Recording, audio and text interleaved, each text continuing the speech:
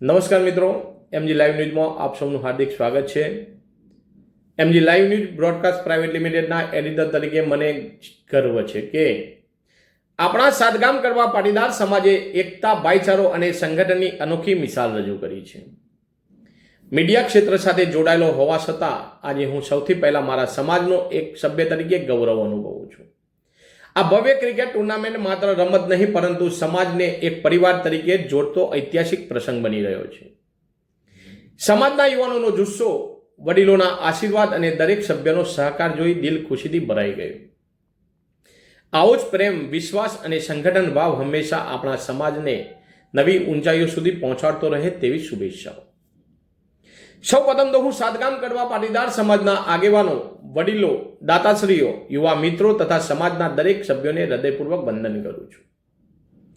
આપણા સમાજ દ્વારા આયોજિત ભવ્ય ક્રિકેટ ટુર્નામેન્ટ 2026નો જે ઐતિહાસિક અને ભવ્ય કાર્યક્રમ યોજાયો હતો તેને આપ સૌના સહકાર, એકતા અને અથાગ મહેનતથી સફળતાપૂર્વક પૂર્ણ કરવામાં આવ્યો. તે બદલ હું દિલથી આપ સૌનો આભાર વ્યક્ત કરું છું. આ કાર્યક્રમ માત્ર ક્રિકેટ પૂરતો સીમિત નથી રહ્યો, પરંતુ સમાજની એકતા, પ્રેમ, ભાઈચારો અને સંગઠનની સાચી શક્તિનું જીવંત ઉદાહરણ બની રહ્યો છે.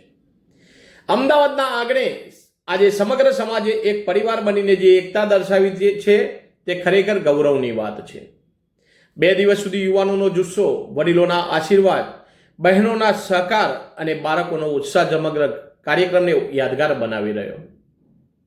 મેદાનમાં દરેક ટીમે ખેલદિલીથી રમત રમી અને સાબિત કર્યું કે જીત અને હારથી પણ મોટી વાત સંબંધો, પ્રેમ અને સમાજની એકતા હોય છે. વિજેતા બનેલી આરઆર રોક્સ ટીમને ખૂબ ખૂબ અભિનંદન અને રનરઅપ પટેલ બુલિયન રોયલ ટીમને પણ દિલથી આભાર માનું છું. અને જે એ ટીમની અંદર જુસ્સો, જે રમત પ્રત્યેનો જુસ્સો, શિસ્ત અને ટીમ સ્પિરિટનું ઉત્તમ ઉદાહરણ પૂરું પાડ્યું છે. જે પણ સમગ્ર ટીમોએ આ ટુર્નામેન્ટમાં ભાગ લીધો હતો એમનો પણ દિલથી આભાર માનું છું. આ સમગ્ર કાર્યક્રમને સફળતા બનાવવા માટે જે સફળ બનાવ્યો, જે દિવસ રાત મહેનત કરનાર આયોજક મિત્રો, જે મંડળ કહીએ, યુવા કાર્યકર્તાઓ, દાતાશ્રીઓ, સ્પોન્સર અને વોલેન્ટિયર્સ અને કાર્યક્રમમાં ઉપસ્થિત રહેલા દરેક સમાજના જે સમાજજનનો હું હૃદયપૂર્વક આભાર વ્યક્ત કરું છું. મિત્રો, સમાજ ત્યારે જ મજબૂત બને છે જ્યારે આપણે માત્ર ખુશીના પ્રસંગોમાં નહીં પરંતુ એકબીજાના સુખ દુઃખમાં પણ સાથે ઊભા રહીએ. આજે ક્રિકેટના મેદાનમાં જે એકતા, ભાઈચારો અને સંગઠન જોવા મળ્યું એ જ એકતા જીવનના દરેક ક્ષેત્રમાં જળવાઈ રહે એ જ આ કાર્યક્રમની સૌથી મોટી સફળતા છે.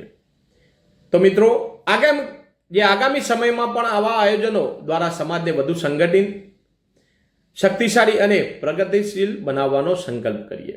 યાદ રાખજો મિત્રો, જે યુવાનોનો જુસ્સો અને વડીલોના આશીર્વાદ એ જ સમાજની સૌથી મોટી તાકાત છે. તો મિત્રો, ફરી એકવાર આપ સૌનો દિલથી આભાર માનું છું. જય ઉમિયા માતાજી.